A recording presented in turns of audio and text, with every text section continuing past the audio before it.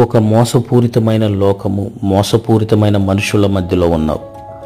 నువ్వు నిజంగా బ్లెస్ అవ్వాలని, దీవెనగా ఉండాలని, ఆనందంగా ఉండాలని నీ బంధువులు, నీ నైబర్సు, నీ సహోదరులు, నీ ఆత్మీయులు కోరుకునే రోజులు కాదు. సో దేవుని వాక్యము ఏం చెప్తుంది?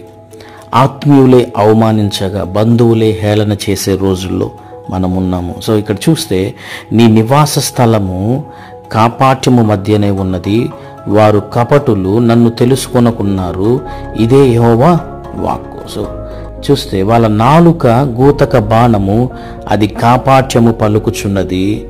ఒకడు మనస్సులో వంచిన అభిప్రాయం ఉంచుకొని నోట తన పొరుగువానితో సమాధానముగా మాట్లాడును. ఇన్ని రోజులు ఇలా మోసపోతూ ఉంటావు. నీ సహోదరుల చేతిలో, నీ బంధువుల చేతిలో, ఈ లోకంలో ఉన్న మనుషుల చేతిలో నువ్వు తెలియకుండానే మోసంలో పడిపోతున్నావు, తెలియకుండానే దారి తప్పిపోతున్నావు.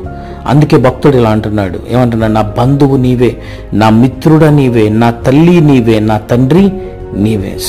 నువ్వు అనుకుంటున్న నీ మిత్రుడు, నీ సహోదరులు, నీ ఆత్మీయులు ఎవ్వరు నిన్ను సహించలేరు, ఎవ్వరు నిన్ను ఓర్చుకోలేరు, జీవితాంతం ఎవ్వరు నిన్ను ప్రేమించలేరు. సో నిన్నెవ్వరు సంతోషపరిచే వారే లేరండి.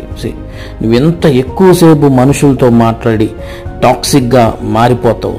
నీ మార్గాన్ని నువ్వు కోల్పోతూ ఉంటావు, దేవుడి నుంచి దూరం అయిపోతూ ఉంటావు, డిస్ట్రాక్ట్ అయిపోతూ ఉంటావు.